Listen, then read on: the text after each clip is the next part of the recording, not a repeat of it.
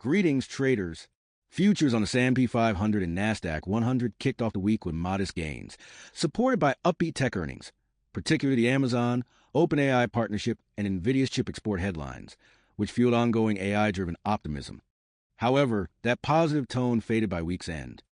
On Friday, Nasdaq futures slipped nearly 2.8%, while S&P futures dropped over 1.7%, as investors paused a tech-led rally and weighed fresh uncertainty surrounding policy direction and upcoming economic data.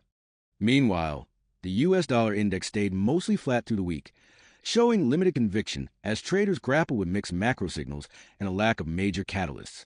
Looking ahead to November 10th, 14, traders are watching a packed U.S. economic calendar featuring jobless claims, October CPI, PPI, retail sales, and business inventories. However, due to the ongoing federal government shutdown, some of these reports may be delayed. With additional data flows disrupted, markets will turn their focus toward comments from Federal Reserve officials, searching for clues on monetary policy direction and economic outlook. On the technical front, the Nasdaq behaved largely as expected, staying range-bound within the channel it has respected since late May.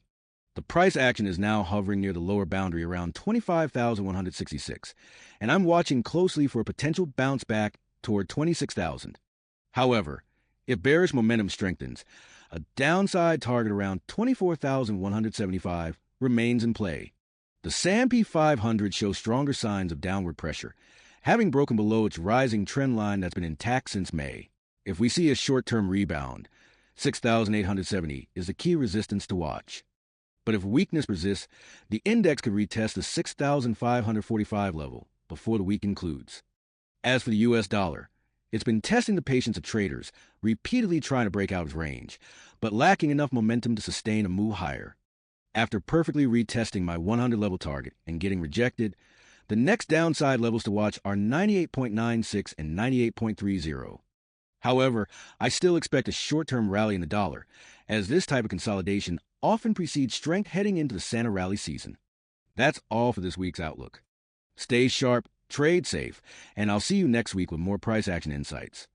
That's it for this week's analysis. Traders, see you next week.